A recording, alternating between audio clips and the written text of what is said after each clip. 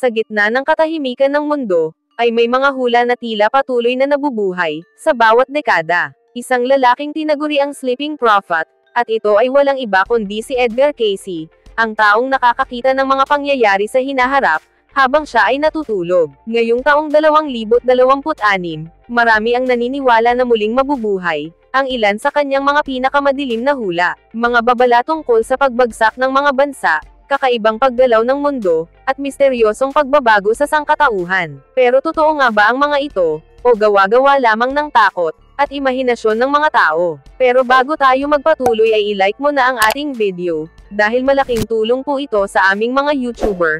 Mag-subscribe, pindutin mo na rin syempre yung notification bell, at piliin mo yung all, para palagi ka updated, sa ating mga latest videos.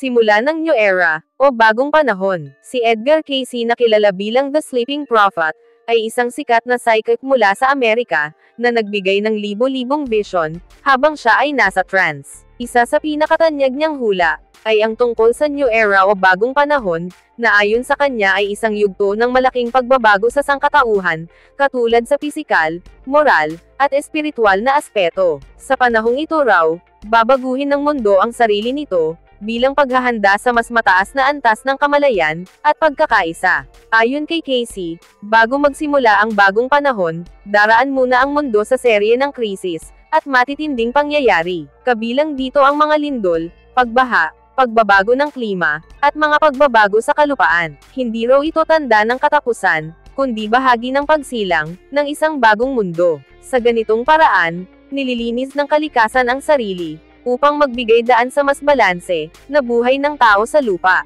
Bukod sa mga kalamidad, sinabi rin ni Cayce na magaganap ang paggising ng espiritual, na kamalayan ng tao. Marami raw ang magsisimulang magtanong, sa tunay na layunin ng buhay, at hahanapin ang mas malalim na ugnayan sa Diyos, at sa kapwa-tao. Ang kasakiman, digmaan at labis na materyalismo, ay unti-unting mapapalitan ng kababaang loob, pagkakaisa, at paggalang sa kalikasan. Sa madaling sabi, ang New Era ay panahon ng pagbabalik loob ng tao, sa kabutihan. Sa hula ni Cayce, ang bagong panahon ay hindi biglang mangyayari, kundi dadaan sa mabagal, ngunit tuloy-tuloy na proseso. Ang mga susunod na henerasyon ay magiging mas maunawain, mas mapayapa, at mas nakatuon sa kapakanan ng lahat, kaysa sa pansariling interes. Ang teknolohiya ay gagamitin, hindi para sa digmaan, kundi para sa kapayapaan, at pag-unlad ng sangkatauhan. Para kay Cayce, ang simula ng New Era ay simbolo ng pag-asa, at mga pagbabago. Ito ang panahon kung saan matutunan ng tao,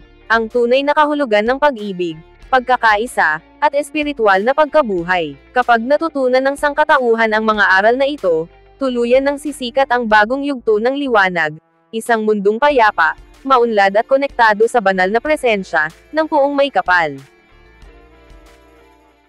Pagtaas ng espiritual na kamalayan. Ang hula ni Edgar Cayce, tungkol sa pagtaas ng espiritual na kamalayan, ay isa sa kanyang pinakapositibong prophecy. Ayon sa kanya, darating ang isang panahon kung saan ang sangkatauhan, ay dadaan sa malalim na pagbabago, hindi lamang sa teknolohiya o kalikasan, kundi sa loob mismo ng ating kamalayan. Sa panahong ito, mas maraming tao ang magigising sa katotohanan, na ang buhay ay hindi umiikot sa material na bagay lamang, kundi nakasentro sa ugnayan, ng bawat kaluluwa sa may lalang. Ito raw ang magiging simula, ng tinatawag niyang Age of Spiritual Enlightenment, o bagong yugto ng kaliwanagan. Sinabi ni Cayce, na ang pagbabagong ito ay hindi mangyayari bigla, kundi dadaan sa mga pagsubok at krisis, na magtutulak sa mga tao na magtanong, tungkol sa tunay na kahulugan ng buhay. Maaaring kabilang dito ang mga pandaigdigang kaguluhan, kalamidad at krisis sa moralidad, na magsisilbing pagsubok sa kaluluwa.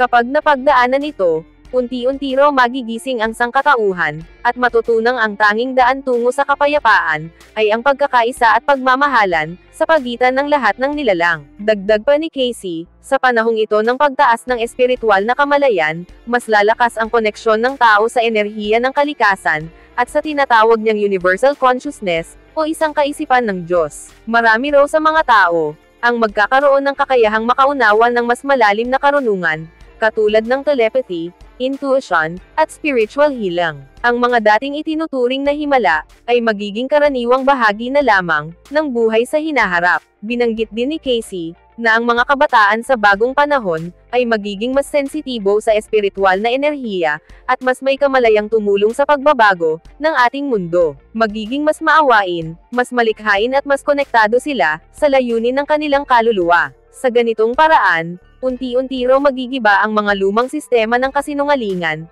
kasakiman at karahasan, at papalitan ng bagong kultura ng kabutihan, katarungan, at pagkakaisa. Sa huli, ayon kay Casey, ang pagtaas ng espiritual na kamalayan ay hindi simpleng relihiyosong paniniwala, kundi isang pandaigdigang pagbabago, sa kamalayan ng tao. Kapag natutunan na ng sangkatauhan, ang tunay na diwa ng pag-ibig at kapatawaran, darating daw ang isang bagong daigdig, isang sibilisasyong pinamumunuan, hindi ng takot o kapangyarihan, kundi ng espiritual na karunungan. Para kay Casey, ito ang tunay na kahulugan ng pagkagising, ng sangkatauhan.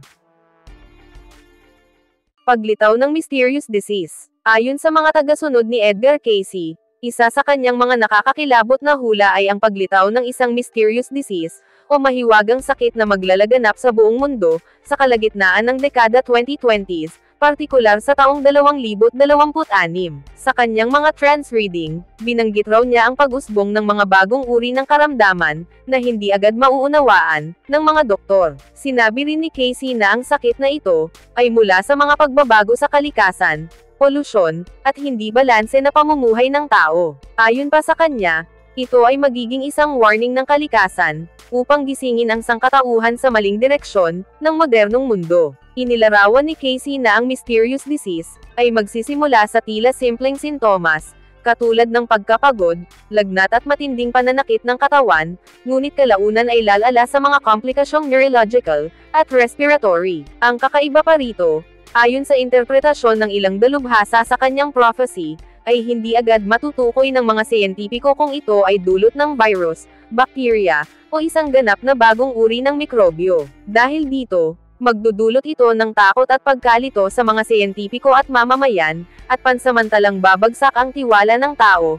sa mga medikal na institusyon. Binanggit din ni Casey na ang sakit, ay hindi basta-basta mawawala. Sa halip, magiging daan ito sa pagbabago ng kamalayan ng sangkatauhan, dahil mapipilitin ang mga tao na humanap ng mas natural, at spiritually balanced na paraan, ng paggaling. Sinabi niya na ang tanging paraan, upang labanan ang misteryosong karamdaman, ay ang pagkakaroon ng malinis na katawan, isip, at espiritu. Ang mga taong namumuhay ng may disiplina, tamang pagkain, at may mataas na espiritual na kamalayan raw ang makakaiwas, o mas madaling gagaling sa sakit na ito. Maraming tagasuri ang naniniwala, na maaaring konektado ang hula ni Casey, sa mga biglaang paglitaw ng mga bagong virus sa mundo, katulad ng COVID-19, bird flu, at iba pang unknown pathogens. Ngunit ayon sa kanila, ang hula para sa taong 2026, ay higit pa sa mas komplikado, at may mas malalim na epekto sa lipunan. Ipinapahiwatig raw nito, ang isang posibleng pandemic o biological crisis, na hindi lamang pisikal na kalusugan ang tatamaan, kundi pati ang mental at espiritual, na estado ng tao. Sa kabuuan, ang hula ni Edgar Casey tungkol sa paglitaw ng mysterious disease sa 2026, ay nagsisilbing babala at paalala, sa sangkatauhan. Hindi lamang ito tungkol sa sakit na pisikal, kundi sa kabuuang epekto ng kawalan ng balanse sa kalikasan, at sa espiritu ng tao. Kung tutuusin, layunin daw ng hula ni Casey na hindi takutin ang mundo, kundi gisingin ito, na panahon na upang pahalagahan muli ang kalinisan ng katawan, kapayapaan ng isip at pagkakaisa ng sangkatauhan, bago pa man tuluyang maganap ang mga panganib, na dulot ng misteryosong sakit na kanyang nakita, sa hinaharap. Pagkagulo sa ekonomiya ng mundo. Ang hula ni Edgar Casey, tungkol sa pagkagulo sa ekonomiya ng mundo, ay isa sa mga pinakakilalang babala niya, hinggil sa hinaharap ng sangkatauhan. Ayon sa kanyang mga pagbasa, darating umano ang panahon kung kailan ang pandaigdigang sistema ng pananalapi, ay biglang mawawasak dahil sa labis na kasakiman, maling pamamalakad, at kawalan ng tiwala ng mga tao, sa mga institusyong pinansyal. Sa kanyang mga prediksyon, binanggit niya na magkakaroon ng matinding pagbabago sa ekonomiya ng Amerika, na magiging simula ng pag-uga ng ekonomiya, sa iba't ibang panig ng mundo. Ang mga bangko, stock market at mga merkadong umaasa sa dolyar, ay maaaring maapektuhan ng sabay-sabay, na magdudulot ng malawakang panik, at pagkabagsak ng halaga ng pera. Dagdag pa ni Casey, ang sanhi raw ng kaguluhang ito ay hindi lamang material, kundi moral din. Binanggit niya na habang patuloy na inuuna ng mga tao, ang kayamanan kaysa sa kabutihan, ang mga sistemang itinayo sa kasinungalingan at kasakiman, ay kusa raw babagsak. Noong 1930s pa lamang, nabanggit na ni Casey na darating ang panahon, na ang bagong mukha ng ekonomiya ay ipapanganak, mula sa pagkawasak ng luma. Maraming tagasunod ni Casey ang naniniwala, na ang taong 2026 ay maaaring maging yugto kung kailan lalabas ang senyales ng malaking krisis, mga pagtaas ng presyo, pagbagsak ng mga bangko, at malawakang unemployment, sa iba't ibang mga bansa.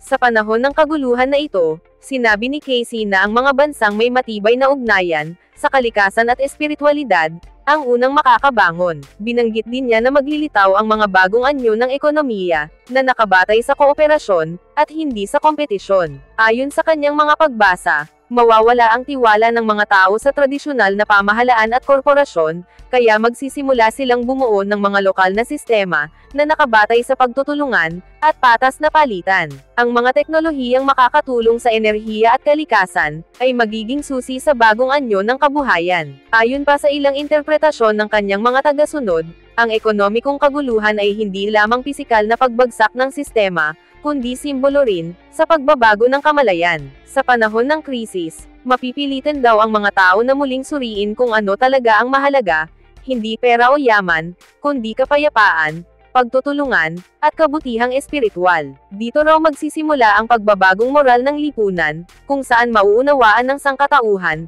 na ang tunay na kasaganahan ay nakasalalay sa pagkakaisa, hindi sa kapangyarihan ng iilan. Sa kabuuan, ang hula ni Edgar Casey tungkol sa pagkagulo sa ekonomiya ng mundo, ay hindi lamang babala, kundi paalala rin. Bagamat nakakatakot isipin, ang posibleng pagbagsak ng pandaigdigang sistema, pero para kay Casey ay bahagi ito ng proseso, sa pagsasaayos ng mundo. Sa pamamagitan ng krisis, magigising daw ang sangkatauhan sa maling landas, at matututo na bumuo ng bagong sistema ng ekonomiya, na may balanse sa pagitan ng material, at espiritual na aspeto ng buhay. Para sa kanya, ang taong 2026 ay maaaring maging simula ng matinding pagbabago, isang pagbagsak na magbubukas ng daan, sa panibagong pag-asa. Matinding pagbabago ng klima. Ayon sa mga interpretasyon, ng tagasuri ng mga hula ni Edgar Casey, ang tinatawag niyang matinding pagbabago ng klima sa panahong ito, ay tumutukoy sa isang serye ng mga kakaibang pangyayari sa kalikasan, na magdudulot ng pagbaligtad ng mga normal na kondisyon, sa ating panahon. Sa kanyang mga trance readings, binanggit ni Casey na darating ang panahon, kung saan ang mga rehiyong dati ay malamig ay magiging mainit, at ang mga dating mainit naman, ay mararanasan ang lamig. Ayon sa tagapagsalin ng kanyang mga mensahe, ang taong 2026 umano, ay isa sa mga punto kung kailan magsisimulang magpatuloy, ang mga matitinding pagbabago sa pandaigdigang klima, isang senyales ng mas malawak, na pagbabagong pisikal sa mundo. Ipinahiwatig din ni Casey na ang mga pagbabagong ito, ay maaaring dulot ng paglipat ng mga magnetic pole ng mundo, at ng aktibong paggalaw ng kalupaan, sa ilalim ng karagatan. Binanggit niya na ang mga lugar na dati ay ligtas sa sakuna, ay makakaranas ng mas maraming bagyo, pagbaha at lindol, samantalang ang mga bansang sanay sa taglamig, ay posibleng makaranas ng biglaang init, o matinding pagkatuyo ng lupa. Sa modernong panahon, ang mga interpretasyon na ito ay iniuugnay ng ilang mananaliksik sa global warming, melting of polar ice caps, at extreme weather patterns, na nasasaksihan sa kasalukuyan. Bukod dito, tinukoy ni Casey na ang mga pagbabagong ito sa klima, ay hindi lamang pisikal, kundi espiritual na babala rin. Naniniwala siya na ang kalikasan, ay tumutugon sa mga gawa ng sangkatauhan, lalo na sa kasakiman, polusyon, at pagwawalang bahala sa kalikasan. Kaya't ang matinding pagbabago ng klima sa taong 2026, ay maaaring ituring na paglilinis ng mundo, isang paraan upang muling balansehin ang enerhiya ng daigdig, at gisingin ang konsensya ng tao, patungo sa mas responsableng pamumuhay. Sa kanyang mga babala, sinabi rin ni Casey na ang mga rehiyon sa Asya, kabilang ang mga bansang nasa Pacific Ring of Fire, ay magiging sentro, ng mga natural na pagbabago. Ang pagtaas ng tubig dagat, pagputok ng bulkan at mga superbagyo, ay maaari umanong magdulot ng malawakang paglipat ng populasyon. Samantala, ang ilang bahagi ng Amerika at Europa, ay maaari ring makaranas ng kakaibang tagtuyot at kakulangan sa pagkain, na magtutulak sa mga bansa na muling baguhin ang kanilang mga patakaran, sa kalikasan at enerhiya. Sa kabuuan, ang hula ni Edgar Cayce tungkol sa matinding pagbabago ng klima sa 2026, ay isang paalala na ang kalikasan, ay may sariling paraan ng pagbawi, at pagbabalanse. Maaaring ito ay hindi literal na araw, o taon ng pagkawasak, kundi simula ng isang yugto ng matinding pagsubok, para sa sangkatauhan. Layunin ng mensahe ni Cayce, na magbigay ng babala at pag-asa, na sa kabila ng mga sakuna, ay may pagkakataon pa ring magbago ang tao, muling pahalagahan ang kalikasan, at mamuhay ng may pagkakaisa sa planeta.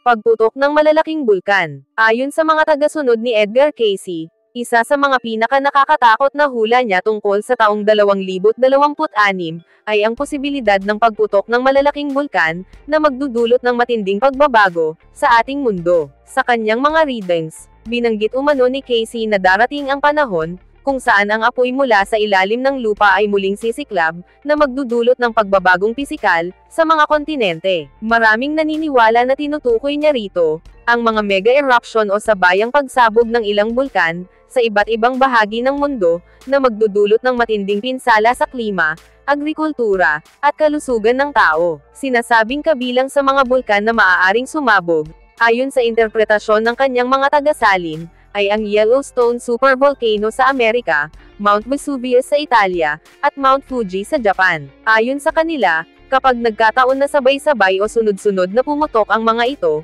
maaaring magkaroon ng volcanic winter, kung saan tatakpan ng abo ang malaking bahagi ng atmosphere, at magdudulot ng pagbaba ng temperatura, sa buong mundo. Maging ang mga bansa na malayo sa mga bulkan, ay makakaranas ng dilim, taggutom, at kakulangan sa pagkain. Dagdag pa rito, binigyang diin ni Cayce na ang mga ganitong kalamidad, ay hindi lamang simpleng natural na pangyayari, kundi bahagi ng isang espiritual na pagbabago, ng sangkatauhan. Ipinahayag niya na ang mga sakuna ay babala, upang gisingin ang kamalayan ng tao, at ibalik ang balanse sa pagitan ng kalikasan, at pag-unlad ng teknolohiya. Sa madaling sabi, ang mga pagputok ng bulkan ay simbolo ng paglilinis ng daigdig, laban sa kasakiman at kawalang respeto ng tao, sa ating kalikasan. May mga modernong tagasalin ng kanyang mga prophecy, na nagsasabing kung sakaling mangyari ito sa taong 2026, posibleng magsimula ito sa mga kakaibang aktibidad ng kalikasan, katulad ng sunod-sunod na lindol, pagbabago ng temperatura ng karagatan, at paglabas ng usok sa mga dormant, o matagal ng tahimik na bulkan. Ang mga senyales na ito ayon sa kanila, ay indikasyon na gumigising na muli ang mundo, sa ilalim ng ibabaw nito. Sa kabila ng mga nakakatakot na hula, pinapaalala rin ni Cayce na hindi lahat ng ito, ay nakatakdang mangyari. Ayon sa kanya, may kakayahan pa rin ang sangkatauhan na baguhin ang hinaharap, sa pamamagitan ng sama-samang pananalig, kabutihan, at paggalang sa kalikasan. Kaya't kung tunay na magaganap man, ang mga pagputok ng malalaking bulkan sa taong 2026, ito raw ay magiging simula ng panibagong yugto ng pagkakaisa, at pagbabago ng espiritu ng tao, patungo sa mas maayos na mundo. Pagbangon ng bagong kontinente, mula sa dagat. Ayon sa mga tala ng kilalang American psychic na si Edgar Cayce, isa sa mga pinakamatinding hula niya ay ang pagbangon ng bagong kontinente mula sa dagat, na umano'y magaganap sa panahon ng malalaking pagbabagong geolohikal, na iniuugnay ng ilang tagasunod niya, sa taong 2026. Sa kanyang mga readings, binanggit ni Cayce na dahil sa pag-ikot ng mundo, at matitinding kalamidad gaya ng lindol at pagsabog ng mga bulkan, may mga bahagi ng lupa sa ilalim ng dagat na unti-unting aangat, na parang muling isisilang na kontinente. Ito raw ay bahagi ng natural na proseso, sa pagbabago ng daigdig, na magdudulot ng panibagong balanse, sa kalikasan. Ayon pa kay Cayce, ang bagong lupang ito ay maaaring umangat mula sa karagatan ng Pacific Ocean, o sa paligid ng Atlantic Ridge, kung saan madalas maganap ang malalakas na lindol, sa ilalim ng dagat. May mga interpretasyon na nagsasabi, na ito raw ay maaaring tumukoy sa muling paglitaw ng nawalang kontinente, kagaya ng Atlantis o Lemuria, dalawang sinaunang sibilisasyong sinasabing lumubog, libu-libong taon na ang nakararaan. Para kay Casey, ang pagbangon ng lupaing ito ay hindi lamang pisikal na pangyayari, kundi simbolo rin ng bagong yugto sa pag-unlad ng sangkatauhan. Sa pananaw ng ilang tagasunod, ang taong 2026 ay magiging taon ng malawakang pagbabagong geological, kung saan tataas ang antas ng dagat sa ilang bahagi ng mundo, habang sabay na may mga bagong lupa ang maglilitaw. Inilarawan ito ni Casey bilang panahon ng Great Upheavals, kung saan ang mga lumang anyo ng mundo ay mawawala, upang bigyang daan ang bagong simula. Ilan sa mga lugar na binanggit sa kanyang mga readings, na maaaring magkaroon ng pagbabago, ay ang West Coast ng Amerika, Japan, ilang bahagi ng Europe, at Pacific Islands. Ang mga modernong siyentipiko ay walang direktang ebidensya na magpapatunay sa ganitong prediksyon, ngunit may ilang tumutugmang obserbasyon, kagaya ng tectonic plate movement at underwater volcanic activity, na nagdudulot talaga ng mga bagong pulo, katulad ng mga bagong isla sa paligid ng Tonga, at bansang Japan. Para sa mga naniniwala kay Casey, ito raw ay mga paunang senyales ng mas malaking pangyayari na darating, ang tunay na pagbangon ng bagong kontinente. Sa kabuuan, ang hula ni Edgar Casey, tungkol sa paglitaw ng bagong kontinente mula sa dagat, ay nakikita bilang parehong babala, at pag-asa. Babala ito, dahil nangangahulugan ng matinding sakuna at pagbabagong pisikal sa mundo, ngunit isa rin itong pag-asa, sapagkat sumisimbolo ito ng muling pagsilang ng sangkatauhan, at ng kalikasan. Para sa kanya, ang mga pangyayaring ito ay hindi dapat katakutin, kundi dapat paghandaan, dahil ito ay bahagi ng mas mataas na plano ng ebolusyon ng mundo, at espiritual na paggising ng tao.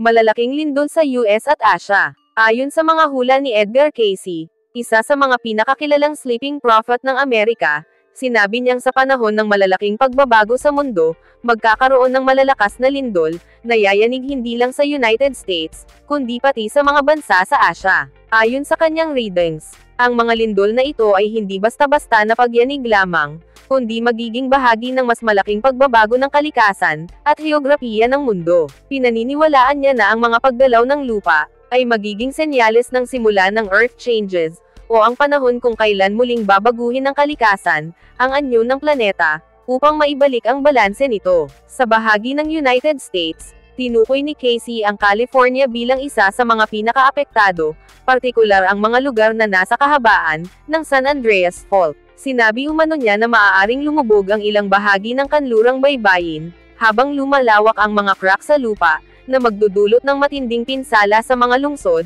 katulad ng Los Angeles, at San Francisco. Ayon pa sa kanya, posibleng maging simula ito ng pagkakahati ng kontinente, kung magpapatuloy ang serye ng mga lindol. Maraming tagasunod ni Casey ang naniniwala, na maaaring mangyari ito sa paligid ng taong 2026, bilang bahagi ng cycle ng planetary realignment, na madalas niyang binabanggit. Samantala sa Asia, inilarawan ni Casey ang pagkakaroon ng malalaking lindol sa Japan, China at Southeast Asia, na maaaring magdulot ng mga tsunami, at pagbago ng anyong lupa. Ang mga lugar na madalas makaranas ng lindol, katulad ng Pilipinas, Indonesia at Japan, ay magiging sentro ng matinding tectonic activities. Ayon sa kanyang mga prophecy, ang mga lugar na ito ay posibleng makakita ng mga bagong isla na maglilitaw sa dagat, habang ang iba naman ay tuluyang mawawala sa ilalim ng tubig. Hinugnay niya ito sa pagbabago ng axis ng Earth, at sa pagkilos ng mga magnetic field ng planeta. Ipinaliwanag din ni Casey, na ang mga malalakas na lindol na ito ay hindi simpleng kapahamakan lamang, kundi isang paraan ng kalikasan, upang maglinis at magpanibago. Ayon sa kanya, ang mga pagbabagong ito ay bahagi ng mas mataas na plano, ng espiritual na ebolusyon ng sangkatauhan. Sa pamamagitan ng mga trahedya, matututunan ng tao na bumalik sa espiritual na landas, at magkaroon ng mas malalim na koneksyon, sa kalikasan at Diyos. Kaya para kay Casey, bagamat nakakatakot ang mga hula, pero may mas malalim na layunin, ang bawat pangyayari. Sa kabuuan, ang hula ni Edgar Casey tungkol sa malalaking lindol sa Amerika at Asia, ay isang babala at paalala. Hindi lamang ito pisikal na pagbabago, kundi simbolo ng transisyon ng mundo, patungo sa bagong yugto ng kamalayan. Para sa mga tagasunod niya, ang taong 2026 ay maaaring maging panahon ng pagsubok at paggising, kung saan ang kalikasan, sa pamamagitan ng malalakas na lindol, ay magpapaalala sa sangkatauhan, na ang tunay na katatagan ay hindi sa mga gusali o teknolohiya, kundi sa pagkakaisa ng espiritu, pananampalataya, at malasakit sa kalikasan. Paglubog ng mga kontinente. Ayon kay Edgar Cayce, kilala bilang The Sleeping Prophet, isa sa kanyang pinakatanyag at nakakakilabot na hula, ay ang posibilidad na paglubog ng ilang bahagi ng mga kontinente, sa hinaharap. Sa kanyang mga psychic reading, noong unang bahagi ng ika-20 siglo, binanggit niya na dahil sa matinding pagbabago sa kalikasan at galaw ng mundo, ilang bahagi ng North America, Europe at Asia, ay mawawala o lulubog, sa ilalim ng dagat. Sinabi niya rin na ito ay bahagi ng Earth's cleansing o paglilinis ng planeta, kung saan ang kalikasan mismo ang mag-aayos ng kawalan ng balanse, na dala ng kasakiman, at kasamaan ng tao. Partikular niyang nabanggit, na ang kanlurang baybayin ng Estados Unidos, kabilang ang California, San Francisco at Los Angeles, ay makakaranas ng malalakas na lindol at pagguho ng lupa, na magdudulot ng unti-unting pagkalubog. Ganito rin ang kanyang hula, sa ilang bahagi ng Japan at Indonesia, na ani ay maaaring mawala sa mapa, dahil sa matinding aktibidad ng bulkan, at pagtaas ng tubig dagat. Sa kabilang banda, ilang lugar naman daw sa Atlantic at Mediterranean regions, ay mawawala rin dahil sa mga paggalaw, ng tectonic plates. Sa kanyang pananaw, ito ay hindi simpleng natural disaster, kundi bahagi ng malaking pagbabago sa mundo. Bukod dito, sinabi rin ni Cayce na may mga bagong lupain o isla na maglilitaw, bilang kapalit ng mga lulubog na kontinente. Isa sa mga pinakatanyag niyang binanggit, ay ang muling paglitaw ng Atlantis, isang sinaunang sibilisasyon na ayon sa kanya, ay lulutang muli mula sa dagat, sa mga darating na panahon. Para kay Cayce, ang mga pagbabagong ito ay simbolo ng transition, patungo sa isang bagong yugto ng sangkatauhan, kung saan muling mababalanse ang espiritual, at pisikal na kalagayan ng mundo. Sa espiritual na pananaw ni Cayce, ang paglubog ng mga kontinente ay hindi lamang pisikal na pangyayari, kundi isa ring babala sa mga tao, upang magbago ng landas. Ayon sa kanya, kung magpapatuloy ang tao sa pagkasira ng kalikasan, kasakiman at kawalan ng pananampalataya, ang mundo mismo ang kikilos, upang magbalik sa balanse. Ngunit kung magising ang kamalayan ng sangkatauhan, at magtulungan para sa kabutihan, maaaring maiwasan o mapagaan, ang mga trahedyang ito. Sa kabuuan, ang hula ni Edgar Cayce tungkol sa paglubog ng mga kontinente, ay nagbibigay babala at pag-asa, sa parehong pagkakataon. Babala, dahil ipinapakita nito ang posibilidad ng malawakang kapahamakan, na maaaring idulot ng kawalang disiplina ng tao, sa kalikasan at pag-asa, dahil naniniwala siya na sa bawat pagkawasak, ay may panibagong simula. Para kay Cayce, ang mga pagbabago sa mundo ay hindi wakas, kundi daan patungo sa bagong panahon, kung saan mas mataas na espiritual na antas ng kamalayan, ang mamamayani sa sangkatauhan. Pagbabago ng akses ng mundo. Ang hula ni Edgar Cayce, tungkol sa pagbabago ng akses ng mundo sa taong 2026, ay isa sa pinakatanyag at madalas pag-usapan, sa mga prophecy niya. Ayon sa kanyang mga psychic reading, sinabi ni Cayce na darating ang panahon, kung saan ang mundo ay literal na magbabago ng pagkakiling o akses, na magdudulot ng matinding pagbabago sa klima, kalupaan, at karagatan. Ibinahagi niya na ang pagbabagong ito, ay hindi basta-basta lamang, kundi isang global rebalancing, na magpapabago sa posisyon ng mga kontinente, at direksyon ng mga alon sa karagatan. Ang ganitong pangyayari ayon sa kanya, ay maaaring mangyari sa gitna ng malalaking lindol at pagputok ng mga bulkan, sa iba't ibang panig ng mundo. Sa mga interpretasyon ng mga tagasunod ni Cayce, ang pagbabagong ito ng akses, ay hindi agad-agad na mangyayari sa isang iglap, kundi unti-unting proseso na nagsimula na umano, noong ika-20 siglo. Sa taong 2026, ayon sa mga tagapagsalin ng kanyang hula, inaasahan ang peak o pinakamataas na punto ng mga pagbabagong ito, kung saan mararanasan ang sabay-sabay, na natural na mga sakuna. May mga nagsasabing ang pagkatunaw ng mga yelo sa Arctic at Antarctic, ay bahagi ng senyales ng unti-unting pag-iba ng timbang, ng ating mundo. Ang resulta raw nito ay mas matitinding bagyo, pagbabago ng daloy ng karagatan, at pagkasira ng ilang lugar sa mundo, dahil sa pagtaas ng tubig dagat. Isa sa mga pinaka-interesanteng bahagi ng hula ni Cayce, ay ang posibilidad na magbago ang lokasyon, ng mga kontinente. Ayon sa kanya, ang ilang bahagi ng North America ay maaaring lumubog, habang may mga bagong lupain naman ang maglilitaw sa iba pang bahagi ng dagat, partikular sa Pacific. Kung totoo ito, ang mga kasalukuyang mapa ng daigdig ay maaaring hindi na tumugma sa magiging bagong itsura ng mundo pagkatapos ng pagbabagong ito ng akses. Maraming tagasunod ang naniniwala na ito ang magiging simula ng bagong daigdig o panibagong yugto